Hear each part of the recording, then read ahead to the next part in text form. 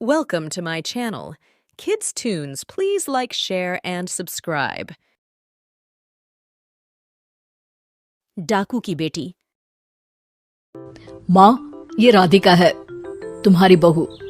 राधिका गांव में हॉस्पिटल में नर्स का काम करती है।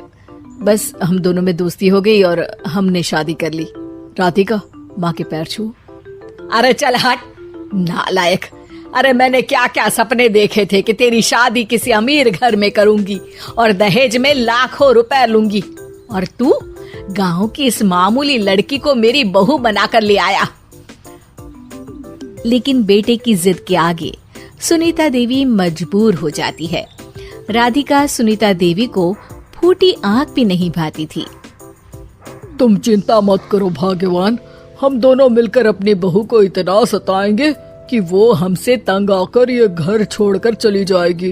फिर हम अपने बेटे की शादी किसी बड़े सेठ की बेटी से कर देंगे, ठीक है? अगले दिन सुनीता देवी अपने बेटे का कमरा साफ कर रही होती है। तभी बहू के सामान में उसे एक बड़ी बड़ी मूंछों वाले आदमी की तस्वीर दिखाई देती है और उसके कंधे पर एक बड़ी सी बंदूक टंगी होती है। तस्वीर के नीचे लिखा होता है डाकू मंगल सिंह। ये किसकी तस्वीर है बहू? ये मेरे पिताजी की तस्वीर है। बस फिर क्या था, ये सुनते ही सुनीता देवी के हाथ पैर कांपने लगते हैं। वो भागती हुई सीधा अपने पति के कमरे में जाती है। अरे गजब हो गया जी, गजब। अरे क्या हो गया भाग्यवान, हमारी बहू एक मशहूर डाकू मंगल सिंह की बेटी है।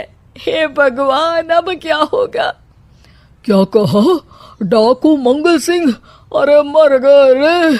सुना है वो तो बड़ा ही खतरनाक डाकू है, मारता ज्यादा है गिनता कम है। लोग पुलिस वाले भी उसके नाम से कांपते हैं। अरे सुना है वो तो हर हफ्ते 2-4 लोगों का ऊपर का टिकट कटवा ही देता है। हे भगवान, अब हम क्या करेंगे? ये हमारे नालायक बेटे ने कैसी मुसीबत हमारे गले बांध दी। हाँ वो तो है, अगर हमने बहू को जरा भी तकलीफ दी तो उसका बाप मंगल सिंह हमें गोली से उड़ा देगा। अब जो मैं कहता हूँ उसे ध्यान से सुनो। तुम बहू से बिल्कुल घर के काम मत करवाना, और ध्यान रहे उसे किसी प्रकार की तकलीफ नहीं होनी चाहिए, समझ गई ना? और ऐसा ही होता है। अगले दिन सुनीता देवी रसोई में खाना बना रही होती है कि तभी, ये क्या माँ जी, मेरे रहते आप खाना बना रही हैं? चलिए हटिए, मैं खाना बना देती हूँ। अरे नहीं नहीं बहू, तू यहाँ क्यों आ गई? जा तू अपने कमरे में जाकर आराम कर, मैं खाना बना लूंगी। सुनीता देवी जिद करके राधिका को भेज देती है। फिर एक दिन, अरे फर्श पर कितनी धूल जमी है, माँ जी देखेंगी तो नाराज हो जाएंगी, मैं अभी यहाँ पोछा लगा देती हूँ। राधिका जैसे ही पोछा लगाने लगती है कि तभी उसके ससुर की नजर उस पर पड़ती है। बंसीलाल भागता हुआ वहां आता है। अरे नहीं नहीं बहू, तुम ये क्या गजब कर रही हो? बहू तो बेटी समान होती है और हम ना अपनी बेटियों से काम नहीं करवाते। तुम आराम से बैठकर YouTube पर किड लॉजिक चैनल की सास बहू की कहानियां देखो।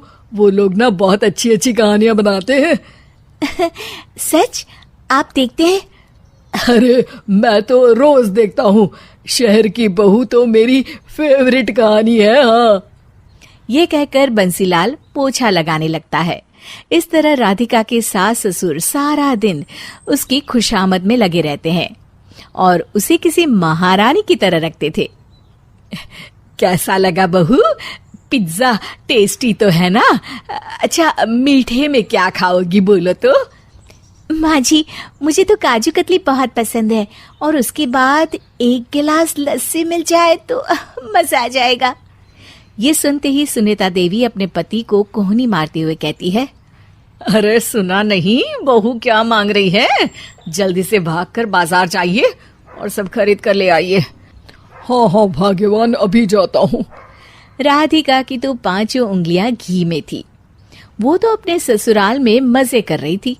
दूसरी तरफ राधिका की सास उसके लिए कभी नई साड़ी खरीद लाती तो कभी उसके लिए नए गहने बनवा देती। फिर एक दिन डाकू मंगल सिंह अपनी बेटी राधिका से मिलने अपने आदमियों के साथ आता है।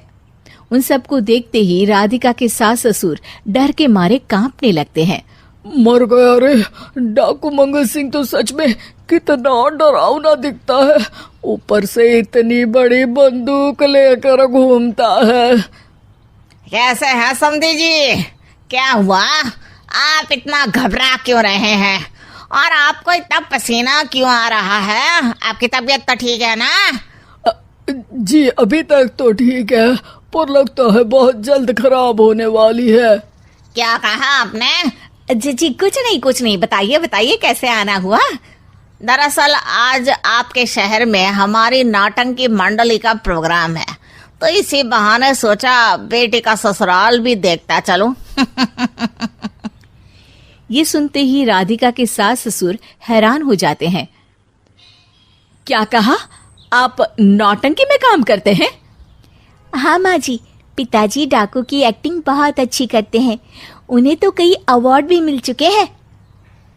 और ये बंदूक, ये तो असली लगती है। तभी राधिका के पिताजी अपनी नकली मूंछ निकालते हुए कहते हैं, इस मूंछ की तरह यह बंदूक भी नकली है।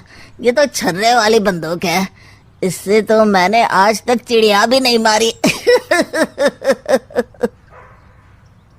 और खोदा पहाड़ और निकला चूहा, इसका बाप तो मामूली नौटंकी वाला निकला, और हम इससे डर कर बहू की नौकरों की तरह सेवा कर रहे थे।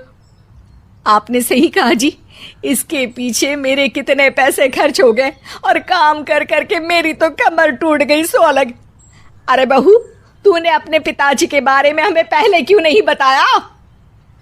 राधिका मुस्कुराते हुए कहती है, आपने तो कभी पूछा ही नहीं ना माँ जी।